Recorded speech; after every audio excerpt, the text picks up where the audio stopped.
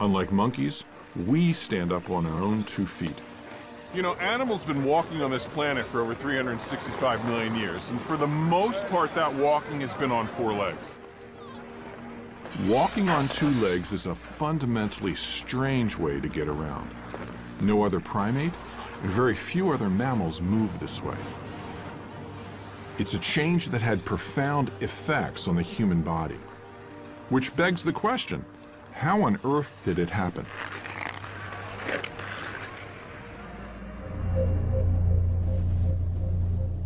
The best place in the world to answer this question is in Africa. A site where the Great Rift Valley cuts deep into ancient rocks, exposing fossils from our distant past. These are the remote badlands of northern Ethiopia. Look at those rocks. Boom, boom, boom, boom, boom. Just totally stretched out. As a paleontologist, that is what I dream about. This is truly in the middle of nowhere. See the volcanic ash cropping out? That's 3.4 million years old. That is incredible. 2 of the most important fossils for understanding the origins of bipedalism have been found in this small region of Ethiopia. Don's taking me to see where the first iconic fossil was found, a 3.2 million year old human ancestor known as Lucy. It was a Sunday morning back in 1974. So I came up here, looked at this, had no idea what was waiting. It was right in this area, right here. What I saw was a fragment of bone, and I looked at it and almost instantaneously said, that's a hominid. Wow. Lucy made headlines around the world because although she looked like an ape, she walked on 2 legs. She was a biped, at that stage, the most ancient anyone had found. Once we broke that 3 million year barrier, it was a whole new picture of what our earliest ancestors looked like. One of the most exciting moments of my entire career. Her bones are some of the best evidence we have for what early bipeds looked like. Now, of course, if this were all articulated properly, you know, with the vertebra on top of it, she'd be about 3.5 feet tall. You don't see that. Yeah, you don't get that. Here's the femur. That's the left. Top end of the thigh bone. And this one also, I mean, when you put it all together, now you have, you know, this is telling bipedal, this is giving a hint of bipedal. This certainly tells it was bipedal. That can't end like that, which is very characteristic. Our knees are close together, and they come up to the side. The chimps come straight up. Having the upper and lower leg in a straight line is no good for a biped. It makes for an awkward, waddling gait. Lucy's legs formed an angle.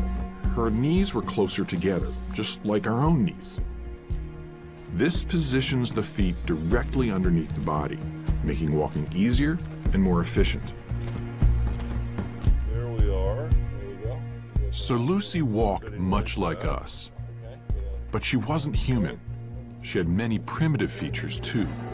So this is a real mix, you know? It's a real mix. Yeah, it's amazing. This is very primitive, right? Ape-like. Very small brain and very ape-like proportions. Bipedal. But bipedal. Cool.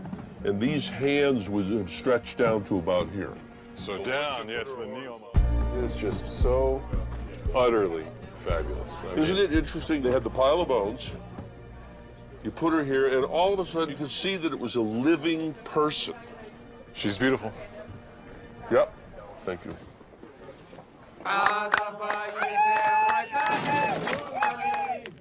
We named her after the people and the land. We named her Australopithecus afarensis, from the Afar region.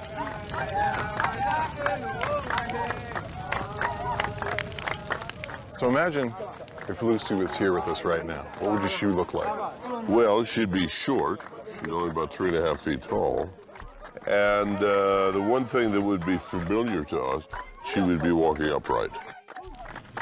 But with those long arms reaching almost down to her knees, she'd probably have a very odd gait. And as she got closer, we'd see that she had a very ape-like face. I don't think you would see much of a glimmer of philosophical thought in her eyes. I think in many ways she looked like the ape that stood up. Yeah, amazing. You know? That's amazing.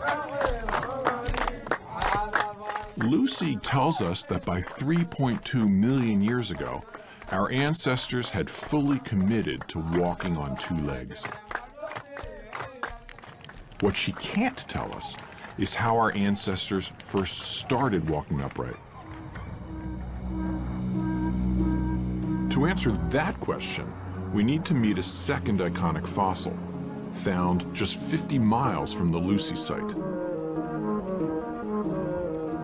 This fossil, called Ardipithecus, has turned our ideas about how we became bipedal on their head.